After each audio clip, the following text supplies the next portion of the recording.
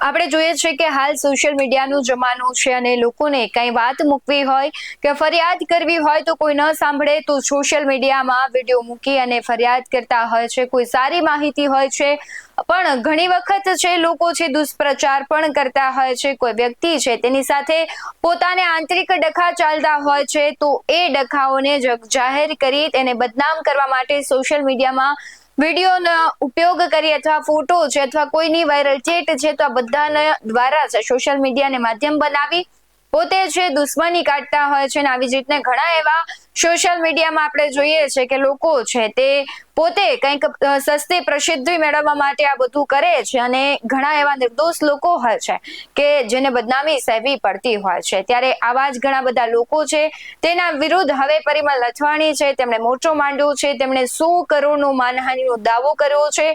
એમાં પછી અમુક યુટ્યુબર્સ છે ચેનલો ચલાવી રહ્યા છે તેમનું પણ નામ છે. અમુક જે લોકો છે કે જે સતત છે સારા એવા લોકો છે અથવા કોઈ મહાન વ્યક્તિ હોય, કોઈ એક સારા નેતા હોય કે કોઈ સમાજ અગ્રણી હોય તેને સતત બદનામ કરવાનું કાવતરું કરતા હોય છે.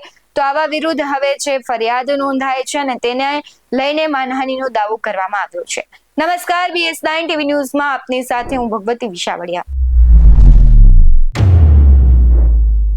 છેલ્લા ઘણા સમયથી જ્યારથી સોશિયલ મીડિયાનો લોકો ઉપયોગ કરતા શીખ્યા છે, એક સારી વાત છે કે સોશિયલ મીડિયા એક સકારાત્મક વિચાર અને કહેવાય છે કે તમારામાં જો કંઈ એવી આવડત હોય તો એ લોકો સુધી પહોંચાડી શકે છે. પરંતુ ક્યાંક તેનો દુરુપયોગ થઈ રહ્યો છે.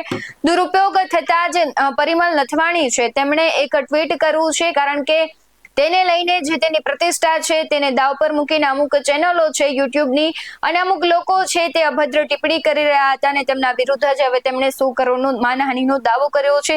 તેમણે સોશિયલ મીડિયા એક્સપર્ટ ટ્વીટ કરતા લખ્યું છે, મારા દ્વારા દાખલ કરાયેલા ₹100 કરોડના માનહાનિના દાવામાં માનનીય કોર્ટે 48 કલાકની અંદર સોશિયલ મીડિયા પ્લેટફોર્મ પરથી મારા વિરુદ્ધની બધી હાનિકારક સામગ્રી તાત્કાલિક દૂર કરવાનો આદેશ આપ્યો છે.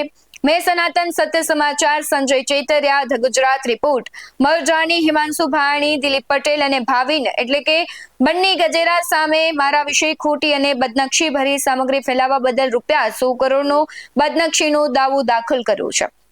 શુક્રવારે માનનીય કોર્ટે સંડોવાયેલા તમામ વ્યક્તિઓ અને સંસ્થાઓને નોટિસ અને સમન્સ જારી કર્યા.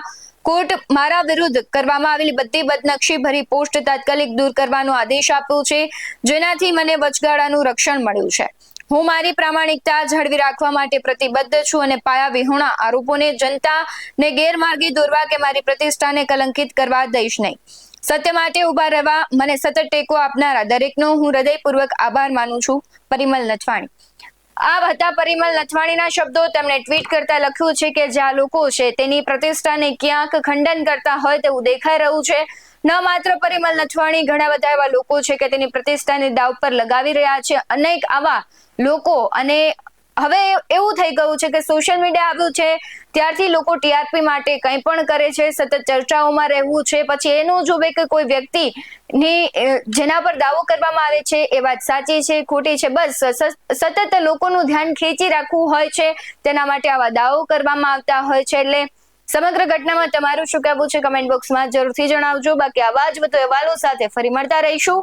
તમે અમારી યુટ્યુબ ચેનલને સબસ્ક્રાઇબ કરવાનું, અમને ફેસબુક અને ઇન્સ્ટાગ્રામ પર ફોલો કરવાનું ભૂલશો નહીં. બાકી અવનવી અપડેટ્સ મેળવવા માટે આપ જોતા રહો BS9 TV ન્યૂઝ. નમસ્કાર.